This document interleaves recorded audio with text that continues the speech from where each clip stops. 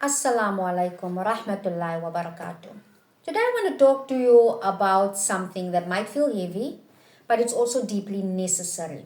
Islamic Realpolitik. Now I know what you're thinking. Realpolitik, isn't that just cold, cynical power politics? And yes, that's the official definition. Practical, objective, amoral decision making with a non ideological, end justifies the means mentality. And let's be real, most Western politicians use realpolitik purely for profit. But as Muslims, we must sometimes use a realpolitik approach not to reach immoral ends but to reach moral ones. You see, you can't remove your beliefs or your values from your goals, but you can use pragmatic, realistic strategies to actually achieve those goals. And from the very beginning of Islam, our Nabi Muhammad sallallahu alaihi wasallam himself used pragmatic approaches in negotiations.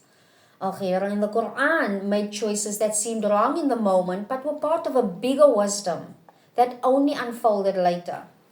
Sometimes what feels uncomfortable, even wrong in the short term, is actually the path toward long-term justice.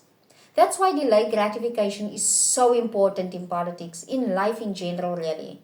You might sacrifice something now, but it leads to long-lasting moral outcomes in the future. Now, when we get caught up in instant moral gratification, when we just want to do what feels righteous right now, we can fall into futility, meaning that no real or long-lasting outcomes are achieved. It turns into self-righteousness, and it's not a strategy. Of course, idealism inspires action. That's the undeniable truth. But idealism alone cannot steer the ship. So solving problems requires patience, sacrifice, compromise, vision, endurance, realism, ruthless focus, and determination. That is the toolkit of realpolitik, and that's the toolkit of leadership. Let's imagine Gaza is your home. Wherever it is that you may live in your home, wherever it is that you are in the world. In your home, you are the parent, the leader. Your children fight every single day. If you step in each time, shouting, scolding, maybe even punishing, sure, you might stop the fight in that moment. But the root problem is still there.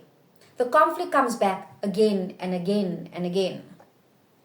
Now, as the leader of that household, you want long-term peace. You realize you need to build a system. You need a process.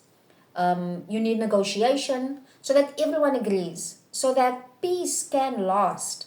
And that means compromise. It means each child gives up something they value for the sake of harmony. Now, let's take a step back.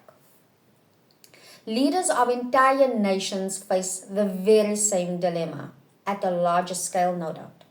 They have to guard their citizens, but they also have to navigate neighbors in crisis. Every decision they make affects not just their house, but the whole neighborhood. This is why we must be careful not to label Muslim or Arab leaders as sellouts.